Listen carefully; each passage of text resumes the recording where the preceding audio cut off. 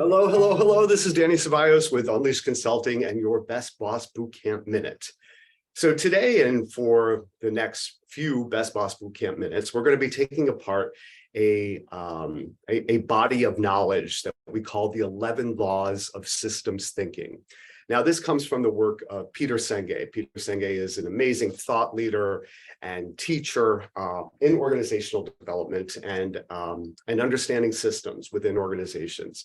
So why is this important to you as a manager? Because, well, oftentimes when you're facing a problem or an issue that you have tried in a number of ways to tackle, and it seems to just go back to its original form, or you find it recurs over and over and over again, this is the kind of problem that we often think of as a systems problem, right?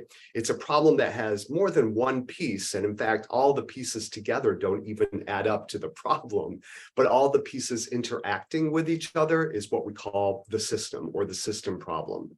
So those are things like how to organize your staffing, how to organize a project, how to organize a program, all those, how to organize a budget, all of those have those different pieces. Those are all examples of system challenges or issues. So the very first truism, the very first law is that today's problems come from yesterday's solutions. And what does that mean? That means oftentimes that we put into play what we think is an effective solution, and we find that it comes back to bite us in the butt.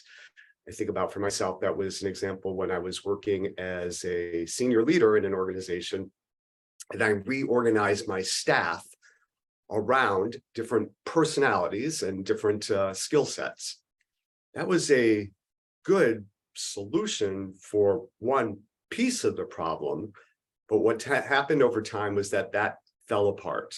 Organizing your staff around an individual or individual personalities is not a sustainable system thought solution.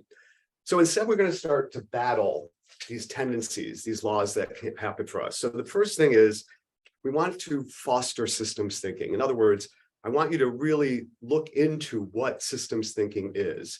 Do a little bit of Google search, a little bit of TED Talk search, and really have a good understanding of how systems thinking works.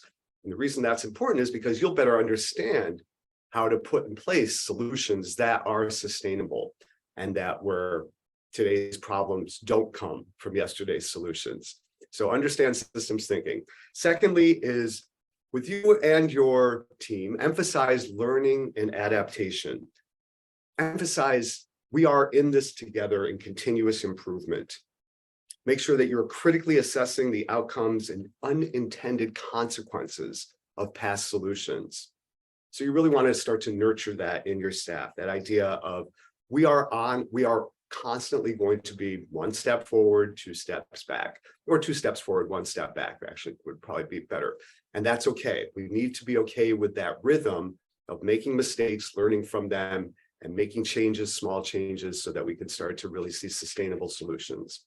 And number three is that you want to foster cross-collaboration and cross-disciplinary cooperation, which is really, this is a nod to your DEI work, your diversity, equity, and inclusion work.